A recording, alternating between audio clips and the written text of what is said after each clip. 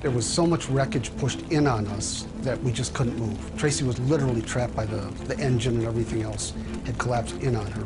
I looked at my husband, and he reached over to try to unbuckle my seatbelt, and then whoosh, he started on fire. I tried getting to him, but I couldn't move. I was trapped. On the night of their 4th anniversary, Dan and Tracey Stadler were fighting for their lives inside their crushed and burning car.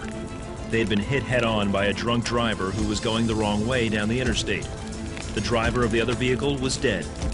Dan and Tracey were trapped and badly injured. The whole entire car was filled with smoke. I could smell the burning leather. I could smell the burning flesh. And I knew, you know, I was going to start on fire very soon because I couldn't breathe. I could feel my lungs burning. Motorists arrived on the scene and quickly began rescue efforts to get them out of their burning car. They stopped their car and ran up to our car, which was now engulfed in smoke and flames. They began praying as soon as they came upon the wreckage, and they moved into action almost as quickly. They were doing everything they could spiritually to help rescue us. However God's will was going to play out, they were there involved in it. I remember leaning up and looking at all these people lined up, and they were hysterical. And I remember even locking eyes with a woman. The car doors were jammed shut. One man pulled on the driver's side door frame until the glass finally broke out. The window then shattered into 1,000 pieces and just kind of fell away. I was literally on fire at that point. My face, my head, my right side, my right arm, my right leg they were all burning. And so I pulled myself out, and they came over and grabbed me and took me over on the median in the grass and rolled me out and put the fire out that way. In the meantime, Tracey was trapped in the car. She could feel her face burning. And at that point, she was convinced she was going to die. I realized this is it. You know, I'm leaving. And so I prayed. I said prayers I never even knew were in my mind. I said, Father, I pray that you forgive me for my sins. You said you have many mansions in heaven, and I pray there's one for me. And I said, please don't let me burn to death. And then I looked up, and there he was. When I say he, it was a person who I knew wasn't of this world. It was a heaven-sent person in an angelic form.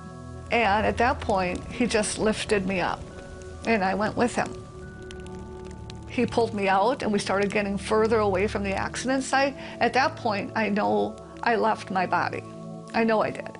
He told me I could look back if I wanted to, but I didn't want to. And the further we got away from the accident site, the more peace I felt, such peace. And the love can't be explained. We're too finite in our words. It can't be explained in human terms. The love like you were going home. There was no pain, no regret, only anticipation. The only thing that mattered is my relationship with Christ. And I felt like I was in the arms of God, of Jesus Christ himself.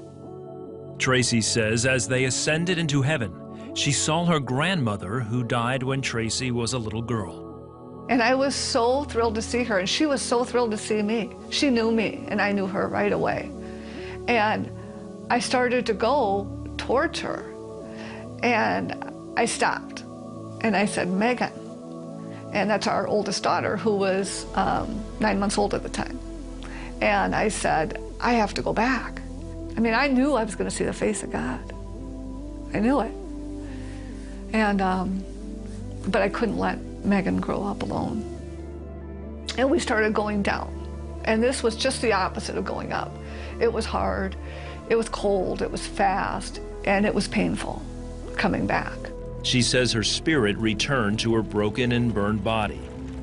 At the same time, rescuers saw a man walk out of the woods and up to the car. And they saw him come closer and closer to the car, and he appeared to have a glow about him. And at the same time, there was another man who was behind all of this going on. He was praying fervently for our rescue and our recovery. And he said, just as the angel came upon the scene, he was buckled to his knees because he felt the healing power of Jesus Christ so intensely that it just overpowered and overwhelmed him. One of the rescuers, that's when he was able to free Tracey. And that's when he said, She was just as light as a feather. She just essentially popped right out in his hands. As the angel was there, he bent over her, and he put his hands over her face. He took his hands, and I knew he was healing me. And he said, "Tracy, everything's going to be all right." He healed me. He turned and looked and locked eyes with one man in particular. And very slowly and deliberately, he said, "Take care of Tracy." Nobody knew our names at that point. Tracy's purse was in the car, burned up. She was pulled unconscious from the car. I had not been speaking her name. Tracy had not spoken her name. So for him to know her name, it could only have been heaven sent. The man turned and walked back into the woods. Soon after, emergency workers arrived on the scene and transported Dan and Tracy to nearby hospitals. The next several months were filled with pain and difficulties as they recovered from multiple fractures and Dan's severely burned body. But Tracy says the presence and peace of God was with her when she prayed. That sustained me. I could feel peace from head to my toe when I would pray to be filled with the Holy Spirit. It worked better than any pharmaceutical out there, and it really did. And the peace, again, I would be prayed to be filled with peace. In their book, Angels in the Fire, Dan and Tracy recount how God has used the crash to show his presence in their lives. They say they are thankful they've been given a second chance in life, even in difficult times. I just recognize the fact that God is with me every day, through everything, the littlest decisions. You know, he's there. God was there for us. Jesus Christ was there for us.